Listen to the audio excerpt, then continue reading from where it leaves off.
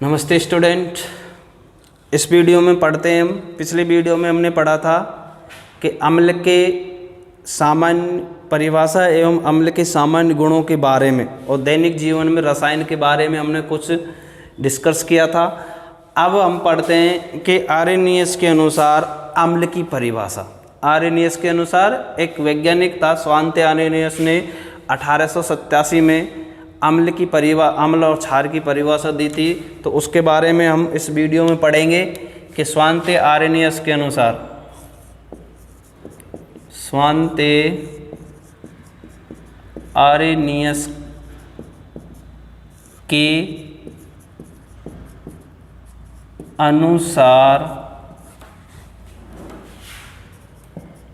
अम्ल की परिभाषा। तो स्वांते आर्हेनियस ने एक वैज्ञानिक है, ये ब्रिटिश वैज्ञानिक है।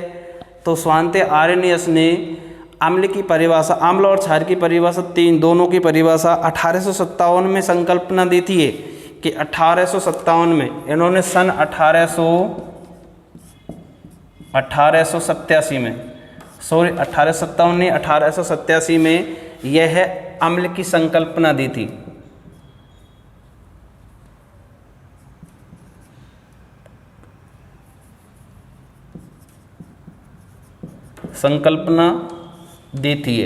तो अम्ल की परिभाषा क्या है कि अम्ल की परिभाषा क्या होती है कि आर्हेनियस के अनुसार। तो इसके बारे में हम देखते हैं कि अम्ल की परिभाषा क्या है कि आर्हेनियस के अनुसार, आर्हेनियस की संकल्पना के अनुसार। अब देखेंगे यहाँ पे आर्हेनियस की संकल्पना।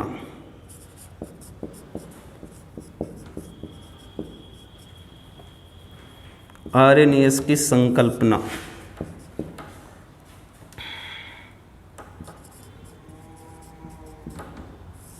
ठीक है। तो आर्हेनियस की संकल्पना हम पढ़ते हैं। अम्ल की परिभाषा।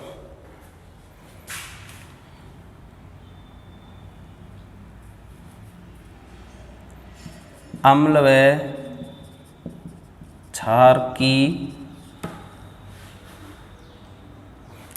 क्षार की परिभाषा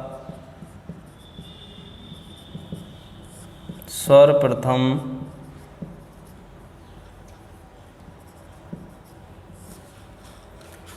1887 में आर्हेनियस ने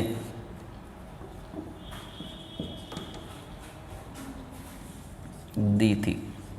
ठीक है बेटा, कि ये आपको ये ध्यान रखनी है कि अम्ल और क्षार की परिभाषा सर्वप्रथम सबसे पहले एक वैज्ञानिक था आर्हेनियस। इसका पूरा नाम है, मैंने आपको लिख रखा है कि स्वांते आर्हेनियस है, जिसने 1887 में अम्ल और क्षार की परिभाषा दी थी। क्या दी थी बेटा?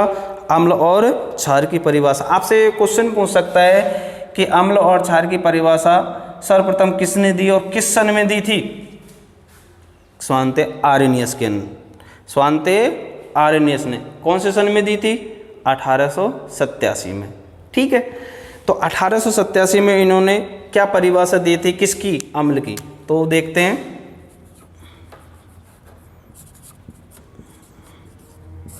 अम्ल की परिभाषा।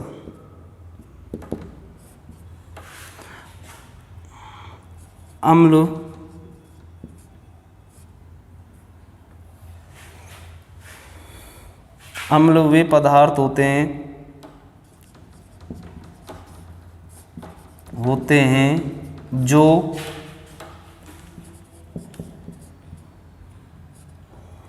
जलीय विलयन में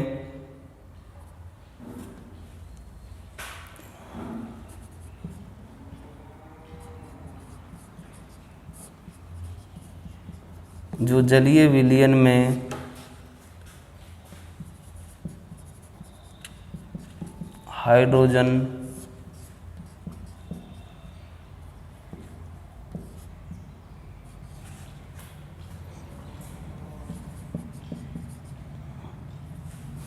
जो जलीय विलयन में हाइड्रोजन आयन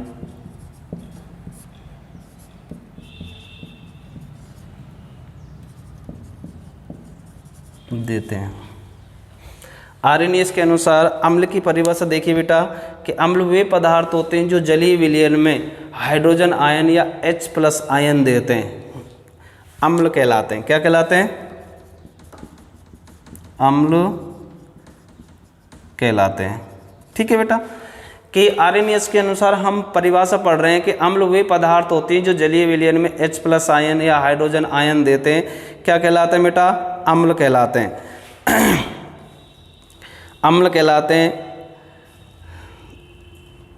अम्ल कहलाते हैं। तथा जो पदार्थ जलीय विलयन में अपघटित होकर हाइड्रोक्सिकल आयन देते हैं, जो वो तो क्षार की परिभाषा हो जाती है कि अम्ल वे पदार्थ होते हैं जो जलीय विलयन में H+ आयन देते हैं। क्या देते हैं बेटा?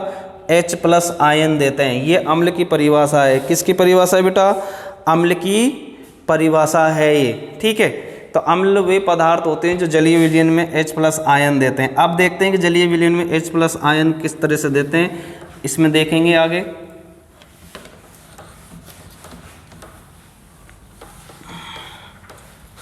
जैसे हम ले लेते हैं HCl, ठीक है, दूसरा ले लेता है HNO3, तीसरा है H2SO4, चौथा है हमारे पास में CH3 COOH, पांचवा है हमारे पास में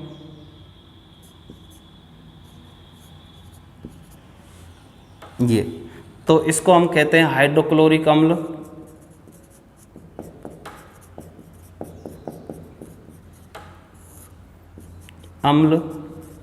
इसको कहते हैं नाइट्रिक अम्ल।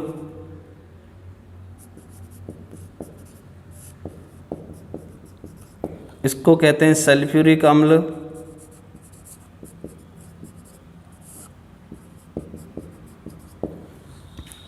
इसको कहते हैं क्या? सल्फ्यूरिक अम्ल।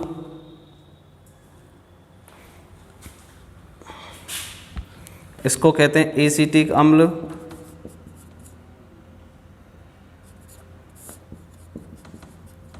इसको कहते हैं कार्बनिक अम्ल।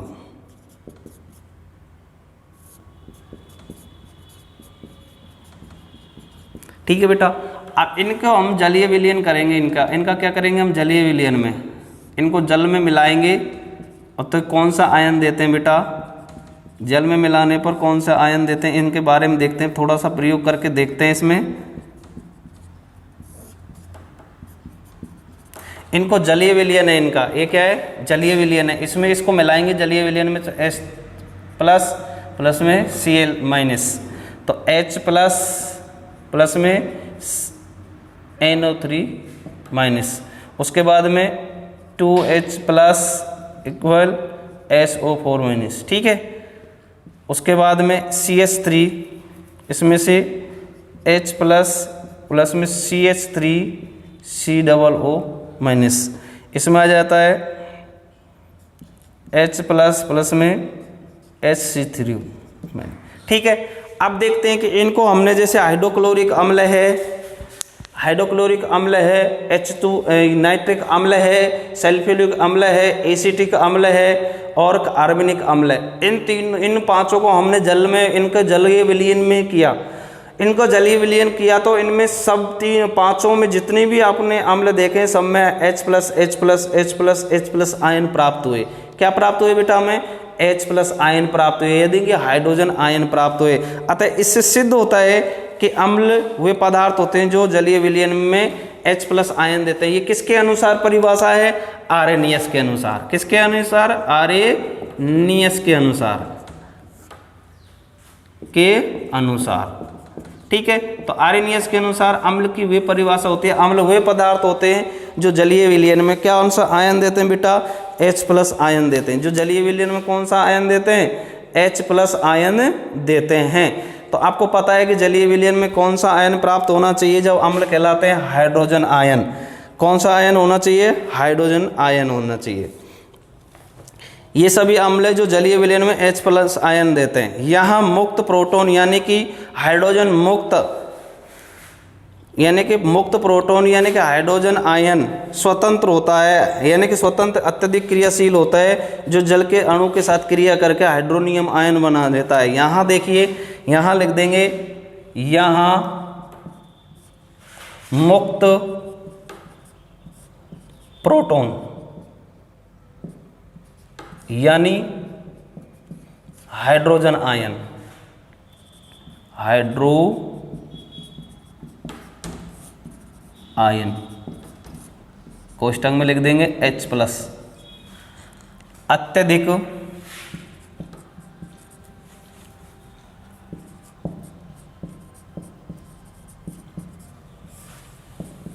क्रियाशील होता है, जो जल के साथ क्रिया करके, जो जल के साथ क्रिया करके हाइड्रोनियम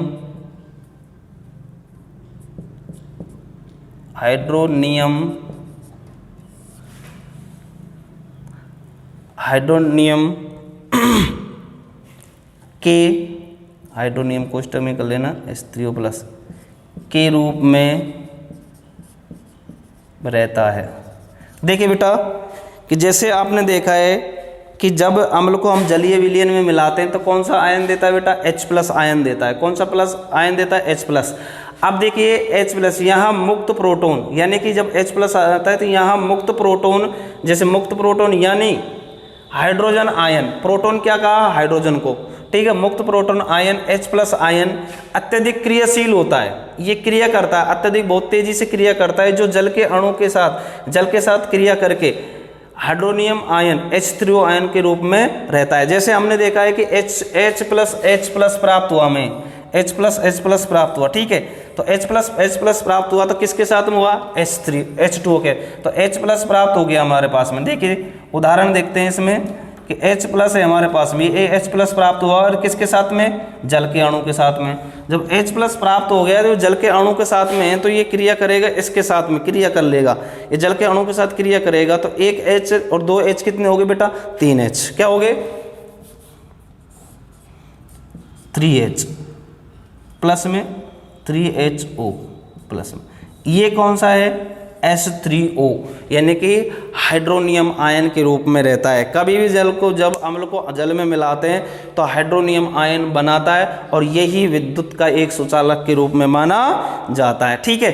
तो ये आपने देखा है कि ये जब हमने इनको जल में मिलाया, जल में इनका विलयन किया तो H+ आयन प्राप्त हुआ। H+ आयन प्राप्त होने के साथ साथ यहाँ एक मुक्त प्रोटॉन, यानी कि प्रोटॉन किसको कहा? हाइड्रोजन को, जो मुक्त है।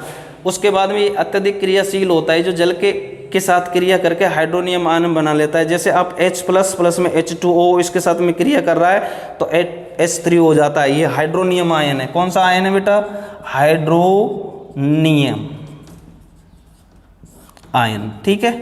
कौन सा आयन बना लेता है? हाइड्रोनियम आयन बना लेता है। तो इस तरह से अम्ल जलीय विलयन में H+ आयन देते हैं। अम्ल जलीय विलयन में क्या देते हैं बेटा? H+ आयन देते हैं। कौन सा आयन देते हैं बेटा? H+ आयन देते हैं। तो H+ आयन देते हैं तो अम्ल के H+ आयन होने के कारण कुछ अम्ल ऐसे होते हैं जो अत्यधिक संख्या में अधिक आयनित हो जाते हैं या अत्यधिक संख्या में H+ आयन देते हैं। वो प्रबल अम्ल, दुर्बल अम्ल, यानी कि हम H+ आयन के आधार पर अम्लों को दो भागों में बांट सकते हैं, प्रबल अम्ल और दुर्बल अम्लों के आधार पर बांट सकते हैं। तो ठीक है, अम्लों के प्रकार।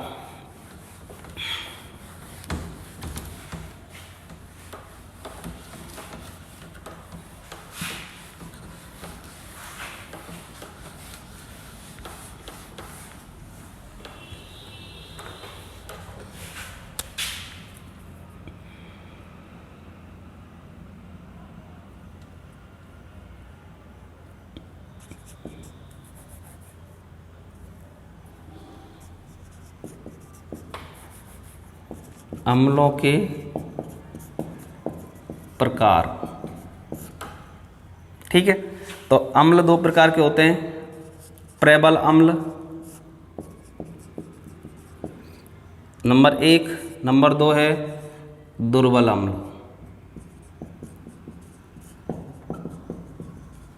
ठीक है, प्रबल अम्ल और दुर्बल अम्ल के बारे में। ठीक है, प्रबल अम्ल और दुर्बल अम्ल के बारे में पढ़ते हैं। देख इसमें क्या प्रबल अम्ल के बारे में पढ़ते हैं या प्रबल अम्ल। ठीक है, वे अम्ल जो जल में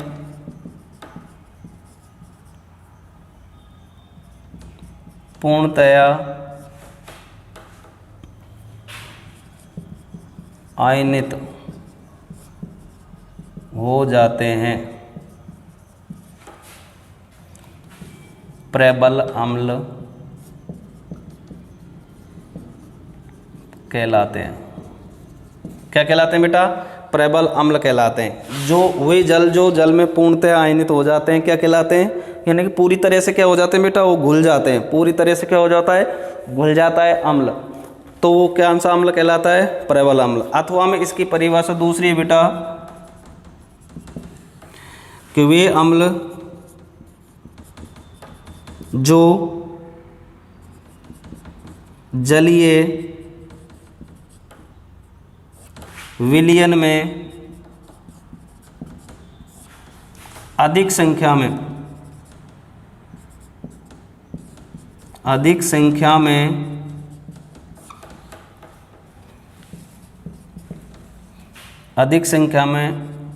हाइड्रोजन आयन कोष्ठक में H+ देते हैं, प्रबल अम्ल कहलाते हैं। क्या कहलाते हैं बेटा? प्रबल अम्ल कहलाते हैं। ठीक है बेटा, कि दो परिभाषा हमें हुए हैं कि वे अम्ल जो जल में पूर्णतः आयनित हो जाते हैं वो प्रबल अम्ल होते हैं। वे अम्ल जो जल में जलीय विलयन में अधिक संख्या में H+ आयन देते हैं वो क्या कहलाते हैं? प्रबल अम्ल कहलाते हैं। उदाहरण लेते हैं हम प्रबल अम्ल के बारे में कि प्रबल अम्ल कौन से हैं और दुर्बल अम्ल कौन से हैं। ठीक है, प्रबल अम्ल और दुर्बल अम्ल के बारे में हम देखते हैं कि प्रबल अम्ल कौन से हैं, दुर्बल अम्ल कौन से हैं। प्रबल अम्ल है हमारे पास में 3 प्रकार के प्रबल अम्ल है, जैसे HCl है, उसके बाद में हमारे पास में HNO3 है, उसके बाद में हमारे पास में है H2SO4 है। कौन सा है? ये 3 प्रकार के प्रबल अम्ल हैं हमारे पास में, हाइड्रोक्लोरिक अम्ल, नाइट्रिक अम्ल और सल्फ्यूरिक अम्ल। हाइड्रोक्लोरिक अम्ल बोलते हैं इसे,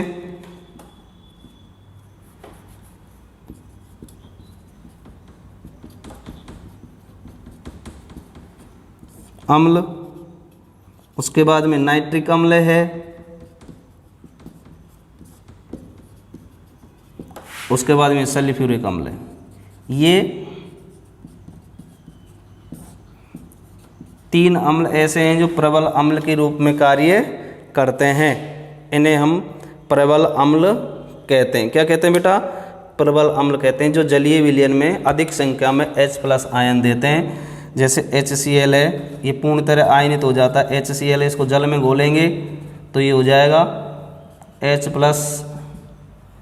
Cl-। उसके बाद में HNO3 है, इसको हम जल में घोलेंगे, ये भी किस में हो जाएगा? H++ में NO3। ठीक है, उसके बाद में इसको हम जल में घोलेंगे, H2SO4 को भी जल में घुल जाएगा तो ये भी 2H+ में SO4 में परिवर्तित हो जाए तो अधिक संख्या में H+ आयन देते हैं। तो ये 3 प्रबल अम्ल हैं जो अधिक संख्या में H+ आयन होते हैं या जल में पूर्ण तरह से घुल जाते हैं, तो ये प्रबल अम्ल कहलाते हैं। क्या कहलाते हैं बेटा? प्रबल अम्ल कहलाते हैं। क्या सा? प्रबल अम्ल। अब आ जाता है हमारे पास में दुर्बल अम्ल। कौन सा अम्ल आ जाता है बेटा? दुर्बल अम्ल।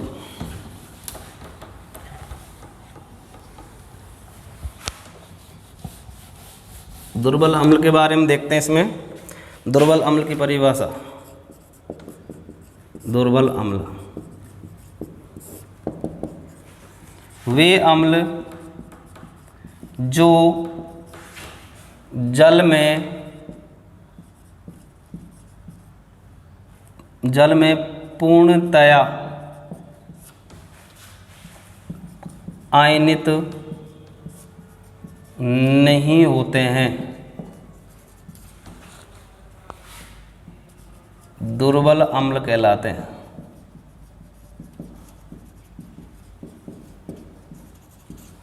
वे अम्ल, देखिए बेटा इधर, वे अम्ल जो जल में पूर्णतः आयनित नहीं होते, जल में पूरी तरह से घुलते नहीं है, क्या उनसे अम्ल कहलाते हैं? दुर्बल अम्ल। इसके अथवा में हम दूसरी परिभाषा डेफिनेशन देखते हैं कि वे अम्ल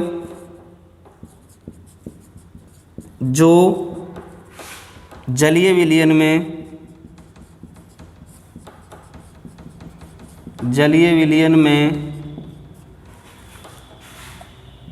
कम संख्या में हाइड्रोजन आयन कोष्टक में H+ देते हैं, दुर्बल अम्ल कहलाते हैं। ठीक है बेटा, कि दूसरी परिभाषा ये है कि वे अम्ल जो जलीय विलयन में कम संख्या में H+ या हाइड्रोजन आयन देते हैं, वो क्या कहलाते हैं? दुर्बल अम्ल कहलाते हैं। क्या कहलाते हैं बेटा? दुर्बल अम्ल कहलाते हैं। तो दुर्बल अम्ल के उदाहरण हमारे पास में हैं दो। दुर्बल अम्ल के नंबर एक तो CH3COOH, दूसरा है H3H2CO3। तो ये दोनों है कम संख्या में H+ आयन देते हैं बेटा, कम संख्या में क्या देते हैं? H+ आयन देते हैं। जैसे CH3 है, इसको हम जल में मिलाते हैं, किस में मिलाते हैं बेटा? CH3COOH एसिटिक अम्ल को जल में मिलाते हैं तो ये हो जाएगा H+ में COO-। ठीक है, उसके बाद में हम इसको जल में मिलाते हैं, H2CO3 को जल में मिलाते हैं, तो इसमें जल में मिलाएंगे तो ये हो जाएगा H+ प्लस HCO3। ये जल में घुलते तो हैं बेटा, परंतु जल में घुलने के साथ साथ बेटा ये ध्यान रखना है कि ये जल में पूरी तरह से नहीं घुलते हैं। पूरी तरह से जब घुलते नहीं हैं तो इन्हें हम कौन सा अम्ल कहते हैं? दुर्बल अम्ल कहते हैं। कौन सा अम्ल कहते हैं? वे अम्ल जो जल में पूर्णतः आयनित नहीं होते हैं, यानी घुलते नहीं है, कौन से अम्ल कहलाते हैं? दुर्बल अम्ल। ये परिभाषा याद कर लेना चाहिए। परिभाषा, वे अम्ल जो जलीय विलयन में कम संख्या में H+ आयन या हाइड्रोजन आयन देते हैं, वो दुर्बल अम्ल कहलाते हैं। दुर्बल अम्ल के दो ही हैं उदाहरण हमारे पास में। नंबर 1 एसिटिक अम्ल, कौन सा है? एसिटिक अम्ल। और नंबर 2 है कार्बनिक अम्ल। कौन सा है? कार्बनिक अम्ल। ठीक है, एसिटिक अम्ल को CH3COOH से प्रदर्शित करते हैं, कार्बनिक अम्ल को H2CO3 से प्रदर्शित करते हैं। तो इस प्रकार के आर्यनियस के अनुसार अम्ल और क्षार की परिभाषा, दुर्बल अम्ल और प्रबल अम्ल के बारे में आपने पढ़ा है। ठीक है, तो आज इस वीडियो में इतने ही हम पढ़ेंगे कि आर्यनियस के अनुसार अम्ल और क्षार की परिभाषा आपने पढ़ी थी। प्रबल अम्ल और दुर्बल अम्ल के बारे में आपने जाना कि प्रबल अम्ल और दुर्बल अम्ल क्या है, कि अम्ल के बारे में आपने प्राकृतिक स्रोतों के बारे में पढ़ लिया है। ठीक है।